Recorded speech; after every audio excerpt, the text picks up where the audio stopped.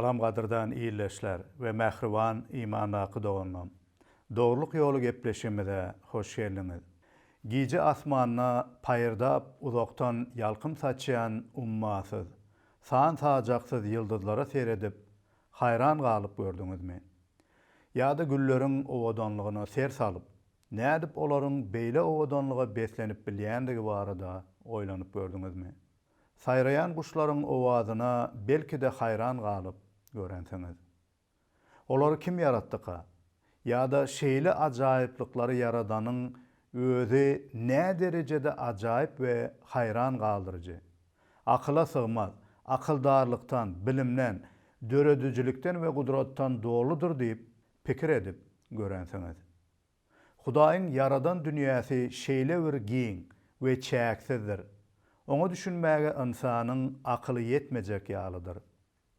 Mysal üçin ýyldızlary we älemi öwrenýän alymlar her ýyl öňküsinden hem uly bolan teleskoplary döredýärler we älemiň uzak jümmüşine ser salmak isleýärler.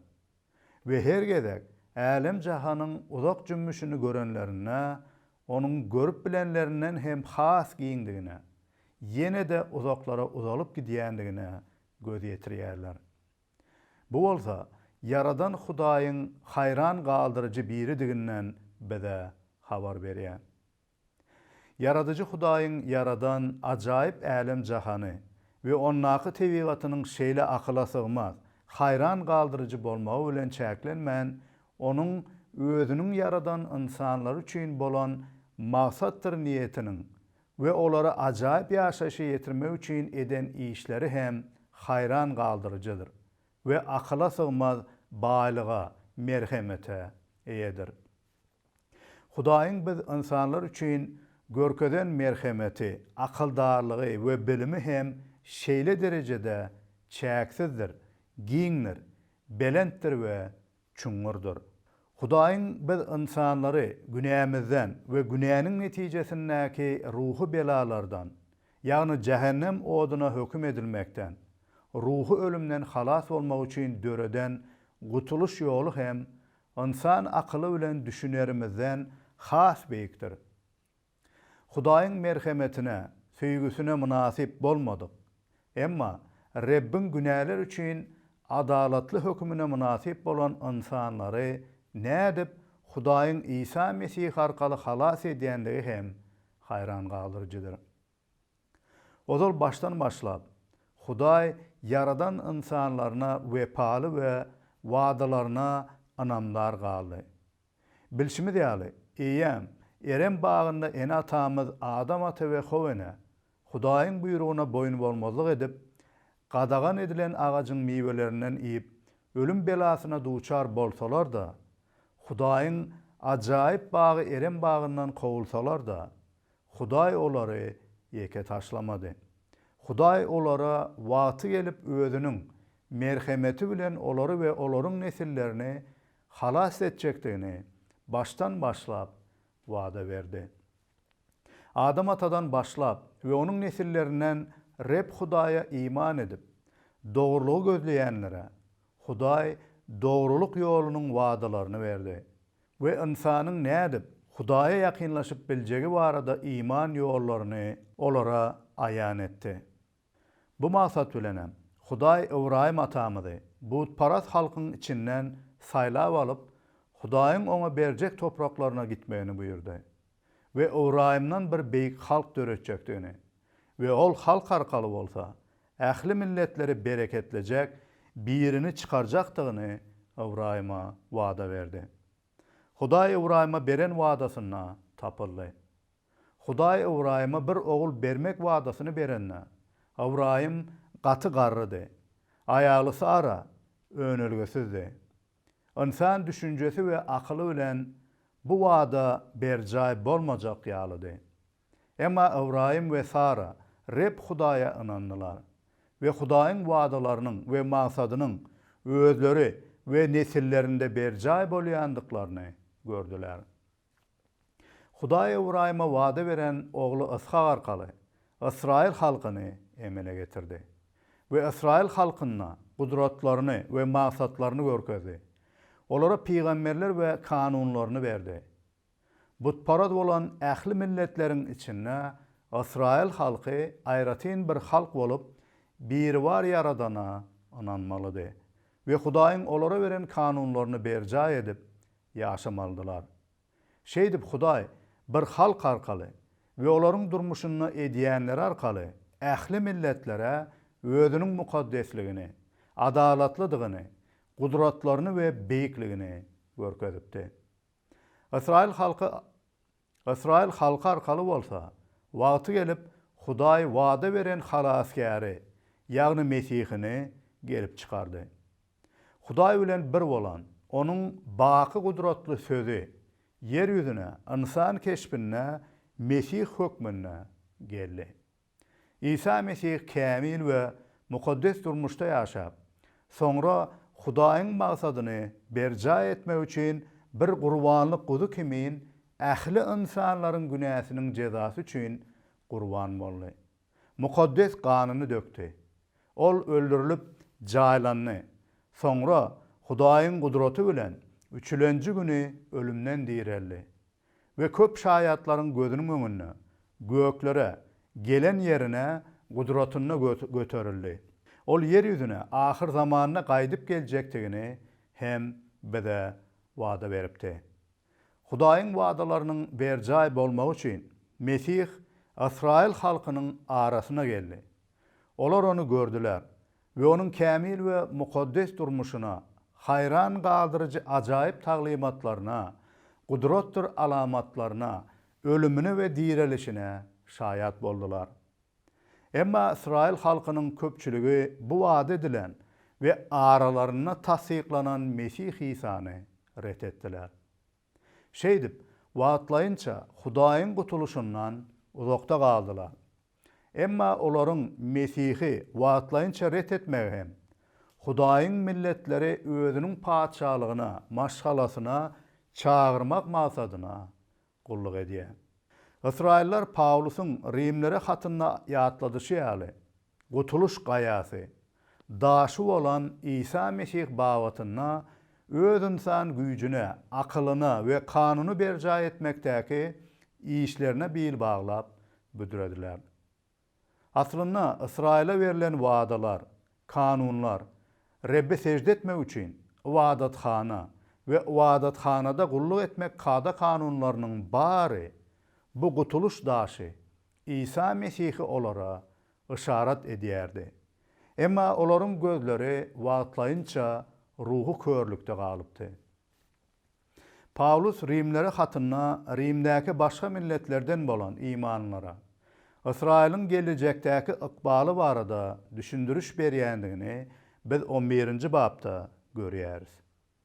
Hudaýyň merhemeti we akyldarlygy bolan İsa Mesih'e iman edip halas bolan şol döwürdäki Rimdäki imanlar hem bugün ähli başga milletlerden bolan biz imanlarda hem Israil halkyna näme bolar?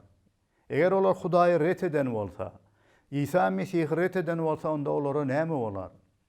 Hudaý ozal başda saýlap bolan peýgamberler we wadalar beren halkyny ret edermi? diýen soraglar ýüze çykýar. Ýa-da käbir başga milletlerden olan imanlılar inni biz Israildan has wajypdyr we aýratyndyryz. Mundan beýlek Hudaý Israil halky barada alad etmez. Israil halkynyň wajyplygy ýok diýip Israil halkyna pes seredýänler ýa-da olaryň öňüne öwnýänler hem bar. Ine şeýle, nädogry düşünjeleriň hakyky iman edenlerde bolmazlygy üçin Resul Pawlus Rimlere hatyň 11-nji babyna hasta jikmejik bize düşündürüş berýär. Gelin ilki bilen bu aýatlary okap geçelim. Indi şunu soraýyn. Eýsem Hudaý öz halkyny ret edýärmiki? Elbetde ýok.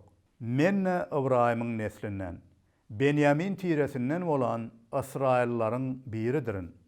Hudaý özüniň ezelden saýlap seçen halkyny ret edenok. Ýa-da mukaddes ýazgylarda Ilyas peýgamber barada ýazylanlar ýadyňyzda dälmi? Ol Hudaýa Israil halky barada arz edip şeýle diýär. Ya Rab, Israillar seniň peýgamberlerini öldürüp Gurbanlyk sypalaryny ýykdylar. Ýeke men galdym. Olar janyma kas etmek üçin indi meni ýyzarlap ýörler. Şonu Hudaý oňa näme jogap berdi? Hudaý, men Israilla bagal butuna secde etmedik 7000 adamy özüme aýryp koydum, diýdi. Şonuň ýaly, häzirki wagtda hem Hudaýa sadyk galanlar bar. Olar Hudaýyň merhemetine göre saylananlardır. Merhemete göre saylanan bolsalar, onda insan işlerine göre saylanan däldir. Yoksa merhemet bolmazdy. Pawlus Hudaýyň öz halkyny ret etmändigini bize düşündirýär. Çünkü köp bolmasa da ilki bilen İsa Mesih'e iman edenler Israil halkından bolanlardı. İsa Mesih'in ilkinci şagirtleri ve resulları hem Yevreylerdenni. Pawlus'un özü hem Yevreylerin Yevreyidi. Bu sebepten Pawlus hem özünü misal edip bize bu ayetlarda görkezýär. Onun başga da Resul Pawlus Ilyas peýgamberiň döwründen bir misaly ýatladýar. Bilşimiz ýaly Ilyas peýgamberiň döwründe Israil halkynyň köpüsi Hudaýyň wadalaryndan, kanunlarynyň ýüz öwrüp, daş töwerenindäki halklaryň butparazlygyna we günäli ýollaryna başurypdylar. Ilyas peýgamber Israil halkynyň bu imansyzlygyny we olaryň günälerini aýdyp Hudaýa dile edenne, Hudaý oňa özüne iman edýän we butparazlyga başurmadyk 7000 adamyň bardygyny Ilyasa ýatladýar. Bu bolsa Israil halkynyň içinden hem heniz Mesih'e iman etjeklerin boljakdygynyň bize misalydyr. Hakykatdan hem bugünler hem köpçülüklerin bolmasa da Israil halkyndan bolan Yevreylerin içinde İsa Mesih'e Mesih we Reb hökmüne iman edenler bar ve gün sayın olaryň sany köpelýär. Yevreylerin İsa Mesih'e iman etmegi ve milletlerden bolanlaryň hem iman etmegi bularyň bary Hudaýyň merhemeti arkalydyr. Bu sebepten bizim hiç birimiz öz güýjümiz, akylymyz ýa-da milletimiz ýa-da dinimiz bilen Hudaýyň öňünde öňüp bilmeýäris. Pawlus näme diýär? Şonuň ýaly häzirki wagtda hem Hudaýa sadyk galanlar bar. Olar Hudaýyň merhemetine göre saylananlardır. Merhemete göre saylanan bolsalar, ona insan işlerine göre saylanan däldir. Yoksa merhemet bolmazdy.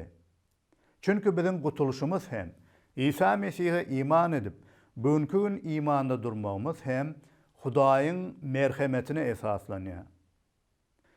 Yevreyler Musa arkaly özlerine verilen kanunları berja edenlik üçin saylanmadylar da Hudaýyň merhemetine göre saylandylar. Biz hem dinimize ýa-da gowdugymyza göre saylanmadyk da diňe Hudaýyň merhemetine göre saylandyk ve iman edenler. Bu sebepten hem özümüze merhemet görkezän Hudaýymyza minnetdarlykda, şükürlerde ve övgüler getirecek doğru işleri berja etmek üçin ýaşamalyrys. Bu wagt imanna durup dogrulukda ýaşap bilýän bolsak hem bu bizim öz tagallymyz däldir. Hudaýyň merhemetidir. Bu sebepten hem biz başgalary hökm etmäge hiç hile hakymyz ýokdur. Hiç kimin öňünde ulumçylyk etmäge we gopamsyramaga hem hakymyz ýokdur. Çünkü alyan demimiz, yaşayan yaşayışımız, kalımızdaki imanımız, barlığımız, geleceğimiz, hatta umidimiz hem Rebdendir ve Rebbin şöhratı üçindir. Pawlus yine bu ayatlarda bizim hemmemize duyduruş berýär. Ýagny Hudaý her bir insana merhemeti olan İsa Mesih baradaky hoş habaryny eşitdirýär. Emma bu hoş habary pes göwnlükde minnetdarlyk bilen kabul edenler halas bolýanlar. Emma hoş habary eşidip de insan akyldarlygy ýa-da dinleri bilen muny ret edenler bolsa, dogrulyga ymtylsalar da bu dogrulyga ýetip bilmezler. Bu arada Pawlus Israiliň misalyna şeýle diýär. Indi näme? Israil halky dogrulyga ymtylsa da oňa ýetip bilmedi. Oňa diňe saylanıp seçilenler yetdi. Galanları bolsa öz doň yürekleriniň ygtyýaryna tapşyryldy. Mukaddes ýazgylarda olar barada şeýle ýazylgydyr. Hudaý olary agyr uka batyrdy. Olary görýän göz, eşidýän kulak bermedi. Ştaýda ünüs bermeli zat olaryň doň yürekdükleri üçin yürekleriniň islegine tapşyrylandygy aýdylýar. Belki siz hem bizim bu programmalarymyz arkaly ýa-da mukaddes kitaplary okumaňyz arkaly ýa-da kimdir biriniň size İsa Mesih barada hoş hawary aýtmagy arkaly Hudaýyň size görkezýän merhemetini eşidensiňiz. Sizin kalbyňyz bu hoş hawara nähili jogap gaýtarýar. Siz hakykaty bilmek, öwrenmek we iman etmek isleýärmisiňiz? Ýa-da size görkezilen bu merhemete doň yüreklik bilen jogap berýärmisiňiz? Bu gepleşiklerimizde ýa-da başga bir ýagdaý bilen eşidýän İsa Mesih baradaky hoş hawara biperwaýlyk bilen seretseňiz, onu özüňize awanjak ruhu howpdan hem hawardar bolmaňyzy isleýärin. Çünkü ret edilen merhemet soňuna sizin höküm edilmegiňiziň esasy bolar. Hudaýyň merhemetini ret eden Israillara köp gezek Hudaýyň näletleriniň gelişini aýdyp ýazgy şeýle duýduruş berýär. Daud hem olar barada şeýle diýär. Olara öz saçagy gapan we duzak bolsun. Büdreme daşy we aljak jezasy bolsun. Goý gözleri garaňkyrasyn, görüp bilmesin. Biilleri ömürlük bükülüp kalsın. Kadırdan iyileşim. Sen Hudaýyň sana görkezän merhemetini ret etmersin diýip umid edýärin. Soňra Resul Paulus Israil halkynyň wagty gelenne Hudaýyň gudraty we merhemeti bilen täzeden Hudaýyň Mesihini kabul etmegi barada ine şeýle diýär. Onu şeýle sorak ýüze çykýar. Eýsem ýahudylar gaýdyp galmaz ýaly ýykylaýdylarmyka? Elbetde ýok. Hawa olar İsa Mesihi ret etdiler. Ýöne olaryň bu günäsi beýleki milletleriň halas edilmegine sebäp boldy. Beýleki milletleriň halas edilmegi bolsa, ýahudylaryň gawanjaňlygyny oýarmalydy. Hawa ýahudylaryň bu günäsi bütün dünýäniň ýalkanmagyna sebäp boldy. Olaryň bu günäsi başga milletler üçin bähbitli boldy. Eger olaryň günäsi şeýle ýalkanyşy getiren bolsa, onu tutuş Israil Hudaýa dolananna, bu ýalkanyş gör bak nähili bolar. Rep Hudaýymyz hatda özüniň saýlap seçip alan halky Israiliň İsa Mesihi ret etmegini hem boş ýere sarp etmedi. Olaryň Mesihi ret etmegi, İsa Mesih baradaky hoş hawaryň ähli milletlere wagt edilmegine we ähli milletlerden Hudaýyň saýlananlarynyň Hudaýyň baky ruhu maşgalasyna, ýagny halkynyň hataryna goşulmagyna mümkinçilik açdy. Dogrudan hem İsa Mesih dünýäge gelýänçe başga milletleriň hak Hudaýa iman etmegi we Israila aýan edilen mukaddes kitaplary okamagy we kanunlary berja etmegi asla bolmany. Emma İsa Mesihiň gelmegi arkaly bolsa, her bir milletten olan halklar İsa Mesih arkaly hak Hudaýa iman edip, hak Hudaýy Israil halkyna berilen mukaddes ýazgylar esasyny tanaýarlar we iman edip dogruluk ýoluna ýaşaýarlar. Bu at hatda ýewreýleriň köpüsi mukaddes ýazgylary okap öwrenmese-de, milletlerden bolan milyonlarça adamlar mukaddes kitaplary okaýarlar we mukaddes kitapda beýan edilen hak Hudaýa iman edýärler. Ine bu sebäpden hem ýewreýlerde gawanjaňlyk dörer diýip Paulus aýdýar. Wagty gelip, Israil halky da Hudaýyň merhemeti bilen rep Hudaýyna dolanar we saýlananlarynyň bary iman eder.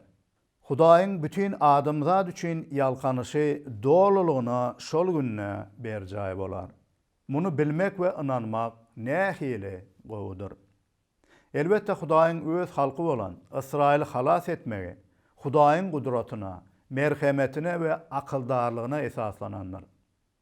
Biz başga milletten bolanlar muňa, munyň boljakdygyna iman etmelidir. ve bu boljak ajaýyp gutuluşa sabyrsızlyk bilen garaşmalydyr ve Israiliň bütün Israiliň halas bolmagy üçin dile getmelidir. Paulus ine bu ayatlarda biz imanlara munun nähili bolup biljegini aýdyp şeýle ýüzlenýär. Inni bolsa size, ýagny Yahudy dällere ýüzlenýärin. Hudaý meni resulluga berläp, size hoş hawary wagt etmäge iýberdi. Men muňa diýsem buýsanýaryn.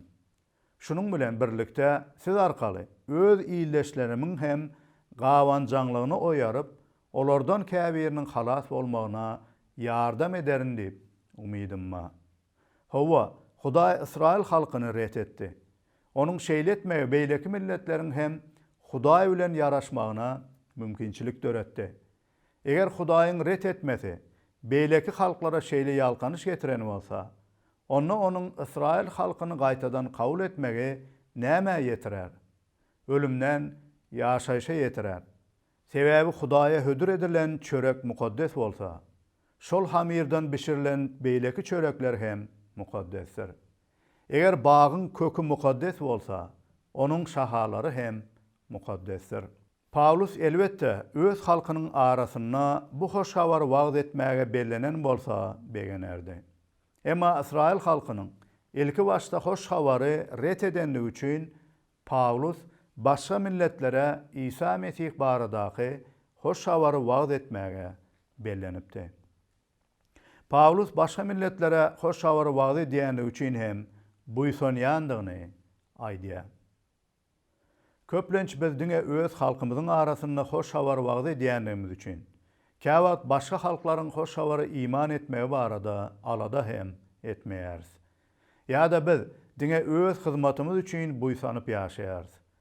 Emma her bir iman eden adam üçin hoş hawaryň her bir insana we her bir millete ýetmegi üçin buýsanmagy, jan çekmegi zerurdur.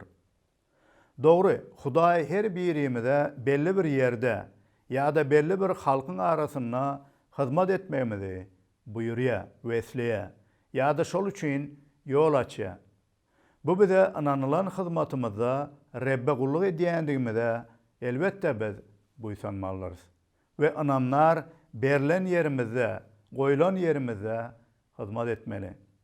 Ýöne şol bir hatarda Hudaýyň umumy maksady üçin hem alad etmeli ve imanlar ýygnaklarymyzda ve şahsy doga dileglerimizde başga halklaryň hem hoş hawary eşitmegi üçin dileg etmeli.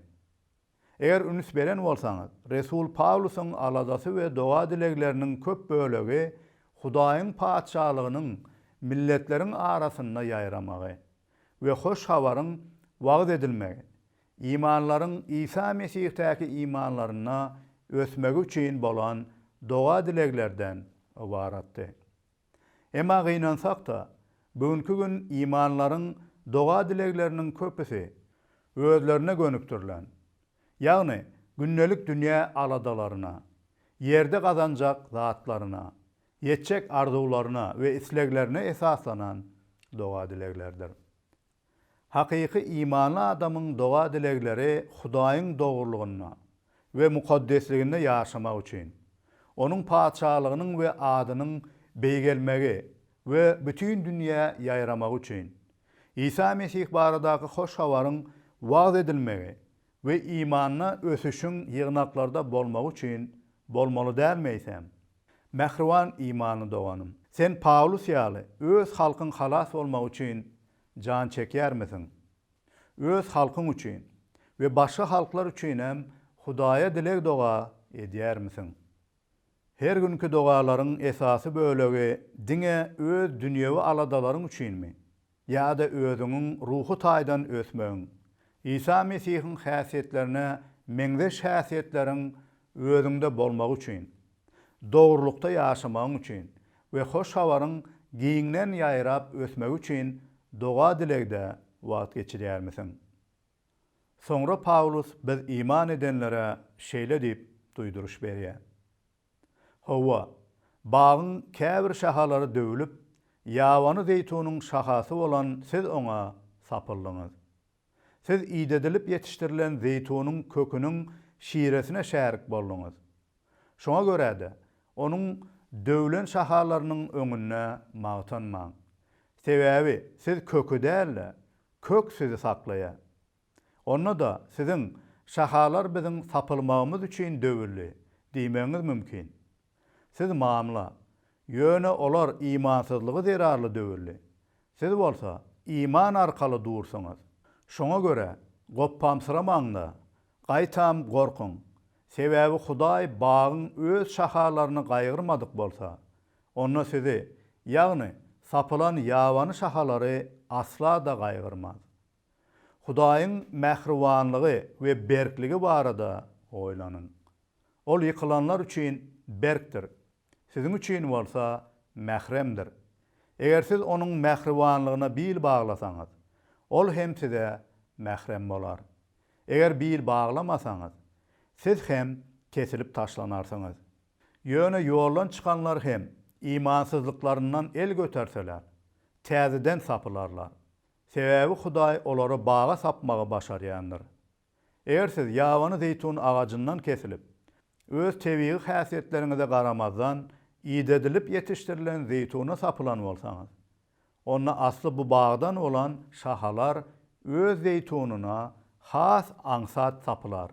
Her bir insan kimdir biriniň öňüne goppamsyramagy ýa-da menmenlik edip tekebbirlik etmegi bolup biljek ýagdaýlardyr. İnsanlar hemişe de nähildir bir zat üçin övünmegi, buýsanmagy gowy görýärler. Hatta imanlar arasynda hem beýle ýagdaýlar köp duş gelýär. Käbir adamlar özleriniň ýeten ruhu derejesine hem, ruhu hyzmatyna ýa-da ruhu hyzmatdaky nähildir bir wezipesine hem buýsanyp övünýärler. Elbette ki halatlarda bunu açıktan açık aýtmasalar da ýa-da görkezmezlige çalışsalar da insan kalbyndan gizlinlikde bular üçin buýsanyp başgalary özünden pes görüp bilýär.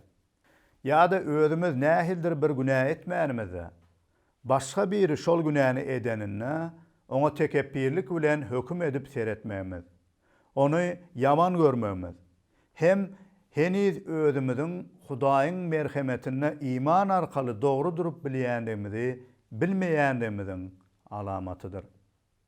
Gadyrdan doganlar, ew olan ähli zadymyz we ew bolmadyk hem ähli zadymyz Hudaýyň bize görkeden merhemetidir. Diňe bu merhemete bil baglamamyz we iman etmemiz arkaly biz ýaşaýandyryz. Ine bu sebäpden hiç bir zat bilen ýa-da hiç kim bilen goppamsyramalyň. Tersine hemme zady biziň üçin bollon bol eçilen Hudaýymyza şükür edeliň we onuň şöhraty üçin ýaşalyň. Gepleşimiziň soňuna Pawlusyň aýdan ine bu sözlerini okamak isleýärin. Israil halky hoş hawary kabul etmän, Hudaýa düşman boldy. Bu bolsa başga milletler, ýagny siziň üçin bähbetli boldy. Ýöne Israil halky şonda da Hudaýyň saýlap seçen halkydyr. Hudaý olary ata-babalarynyň haky üçin söýýändir. Çünki Hudaý beren peşkeşlerini ýzyna almaýa, öz çakylygyny ýatyrmaýa. Siz hem bir wagtlar Hudaýa tabin däliňiz. Emma Israillaryň bitabinligi arkaly Hudaýyň size merhemet edişi ýaly. Olar da size edilen merhemete yetjek bolup Hudaýa tabin bolmaýarlar. Çünki Hudaý hemmelere merhemet etmek üçin hemmeleri bitabinligiň tutsak etdi. Hudaýyň baýlygy, danalygy we bilimi ummasyzdyr. Onuň hökümlerini kim düşündirip biler? Onuň ýollaryna kim akyl ýetirip biler?